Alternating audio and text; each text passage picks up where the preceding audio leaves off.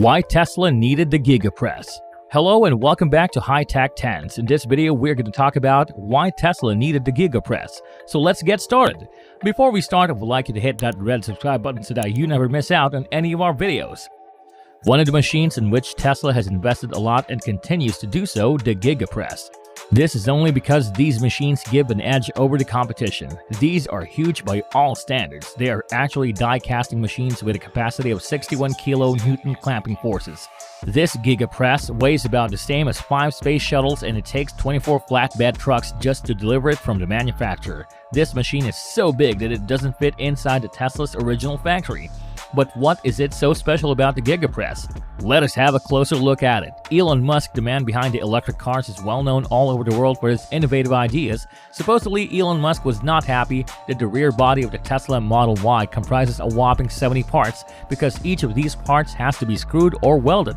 That is really a very complicated process and consumes a great deal of factory floor space. This way of building the cars has one more loophole. Silly errors can easily creep in.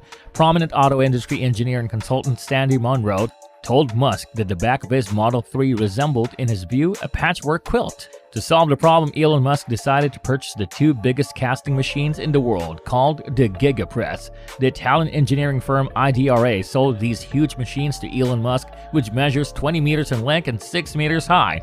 According to Elon Musk, these giant Giga Presses, so big they wouldn't fit in the factory and had to hastily be covered up with a rudimentary shelter in the parking lot. The installation of these machines at the company's Fremont, California factory was supposed to reduce the number of robots in the factory by 300.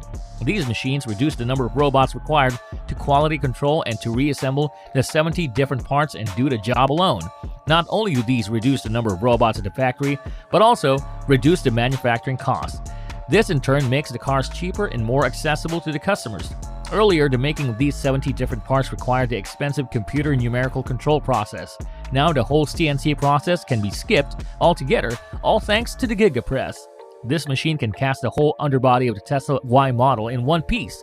According to experts, Giga casting will help achieve a 40% reduction in rear underbody manufacturing costs. In addition to that, the new single-piece casting design will deliver a 30% reduction in the size of the factory body shop. Now, let us have a look at how this huge machine actually works. Just like every other die casting machine, this Giga Press works on the concept of forcing molten metal into a reusable mold. Now, once the molten metal has hardened into the shape of the mold is opened and the newly shaped mold is removed. The metal used to fabricate the rear body of the Tesla Y model is a sophisticated and unique proprietary alloy that comprises 90% aluminum, 8.5% silicon, and traces of copper, manganese, iron, titanic, and a few more.